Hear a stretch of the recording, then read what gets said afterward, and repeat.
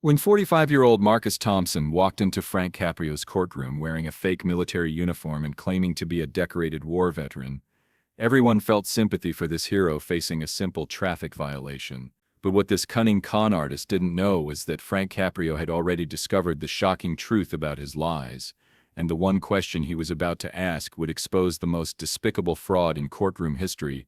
Before we dive into the story, don't forget to subscribe. Also, drop a comment and let me know which city you're watching from. I'd love to see where everyone is tuning in from. Judge Frank Caprio looked up as an unusual defendant entered his Providence Municipal Court.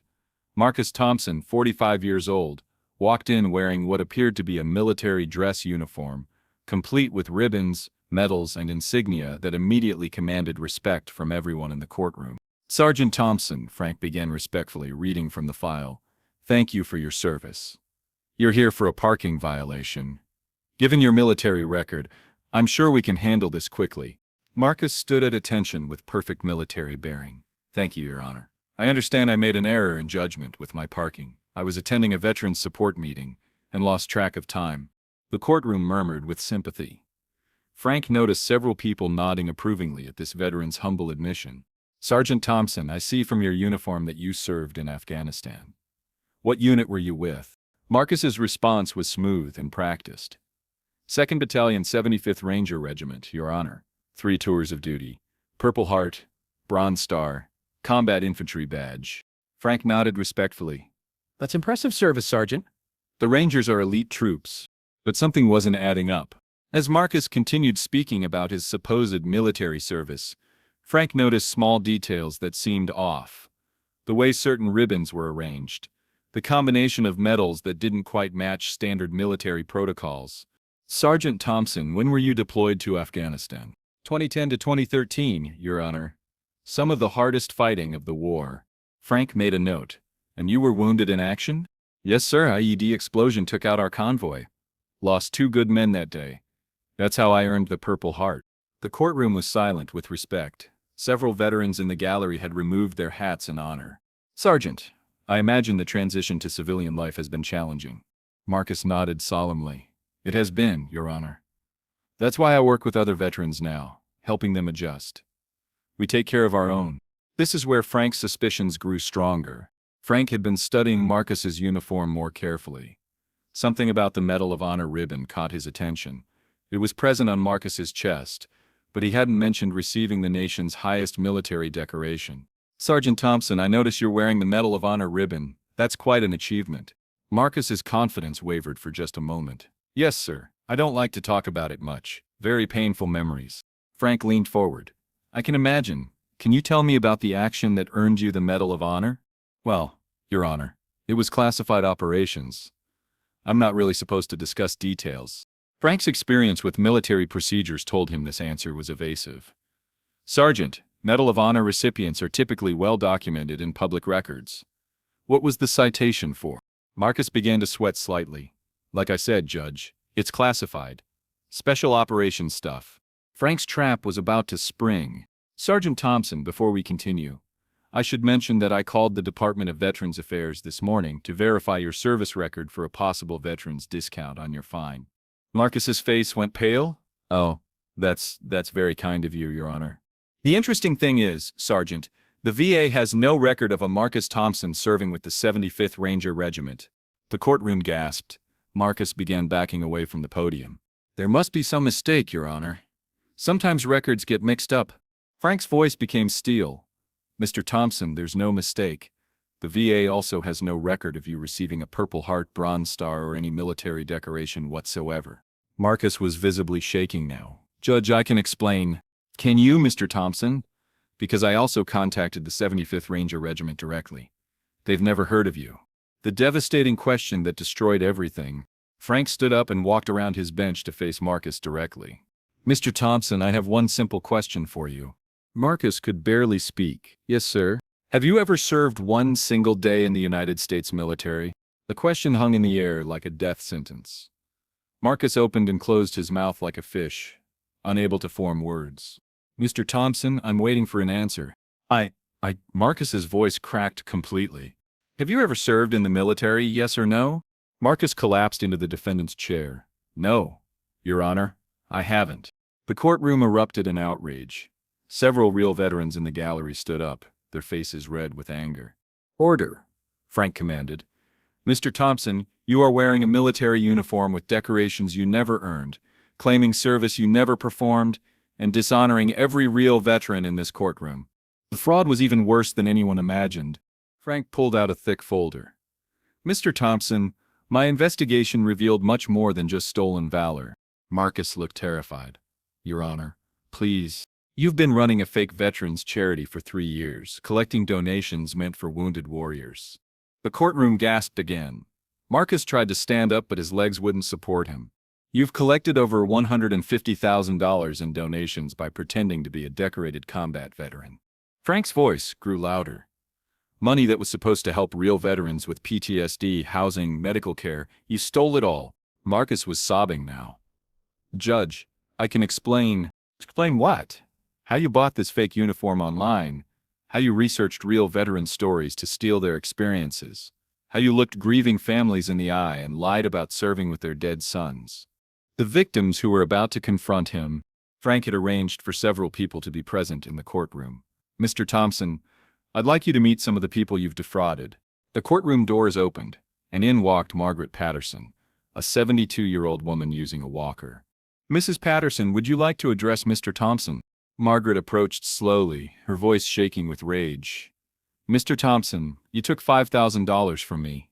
Money I scraped together from my Social Security to help veterans like my grandson who died in Iraq. Marcus couldn't look at her. Ma'am, I'm sorry. You told me you served with him. You described battles you never fought, friends you never had, wounds you never suffered.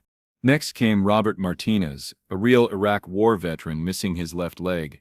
Mr. Thompson, you used my story, my actual combat experience that you read about online. You told people about losing buddies in combat. Those were my buddies who died.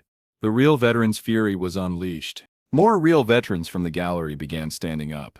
I donated $2,000 to your fake charity, shouted one man. That was my disability payment that I gave up to help other vets. Another veteran, wheelchair-bound, rolled forward. You wore medals my friends died earning. You disgrace everything we fought for. Frank had to call for order again. Mr. Thompson, do you see what you've done? You haven't just stolen money. You've stolen honor, sacrifice, and the trust of people who believe in supporting our veterans. Marcus was hyperventilating. I never meant for it to go this far. How far did you mean for it to go? When you put on that first fake uniform? When you told your first lie about combat? When you cashed your first donation check? The sentence that would destroy his life. Mr. Thompson, here's what's going to happen. You will be charged with federal crimes including wire fraud, mail fraud, and stolen valor under the Stolen Valor Act. Marcus looked up in terror. Federal charges? You will pay restitution of $150,000 plus interest to every person you defrauded. Your Honor, I don't have that kind of money. Then you'll work to pay it back from prison, because you're looking at 15-20 years in federal penitentiary. Frank's voice became even more severe. You will also face state charges for charity fraud, impersonating a veteran, and theft by deception. Marcus was sobbing uncontrollably. Please, Judge, I'll do anything. You've already done everything wrong, illegal, and morally bankrupt that a person can do. But the most devastating punishment was personal. Frank pulled out one final document. Mr. Thompson, there's something else you should know. Marcus looked up through his tears. My nephew, Tony Caprio, died in Afghanistan in 2011. He was 22 years old, a real Army Ranger who earned his medals through blood and sacrifice. The courtroom fell dead silent.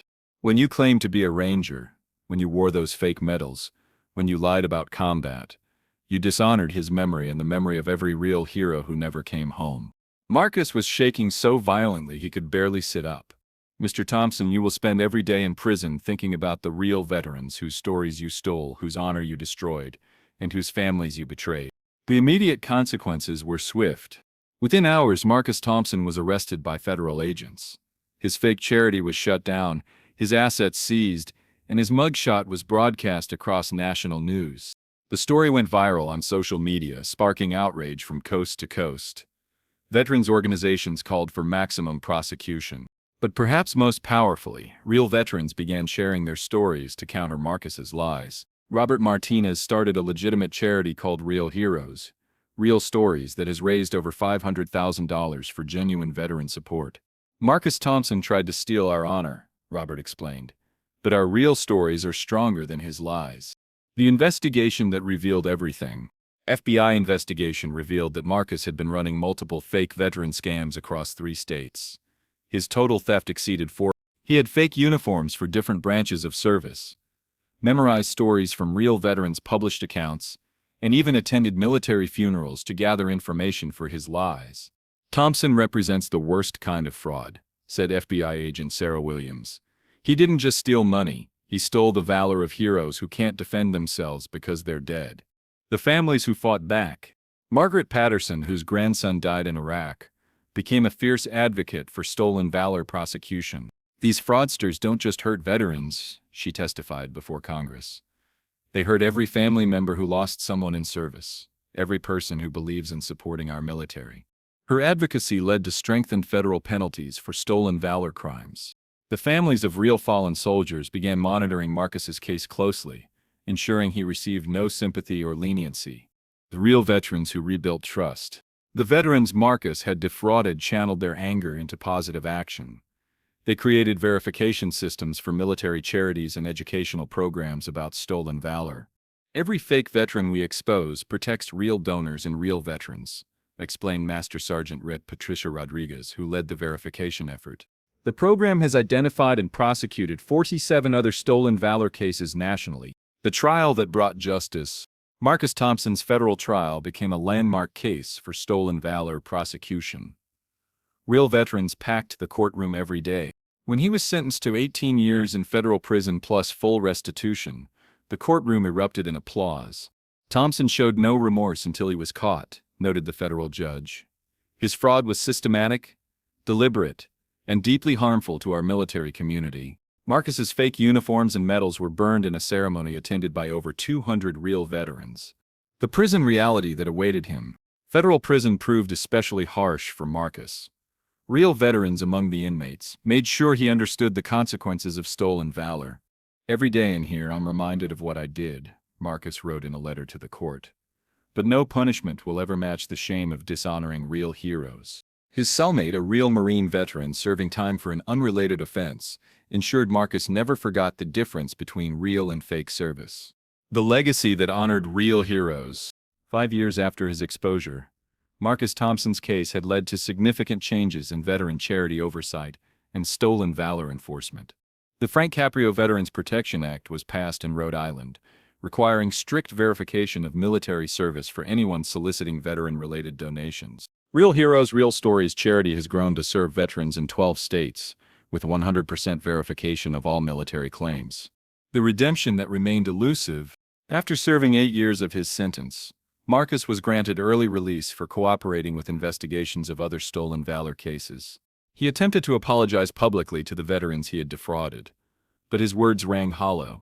Some things can't be forgiven, said Robert Martinez. He didn't just steal money, he stole honor that belonged to dead heroes.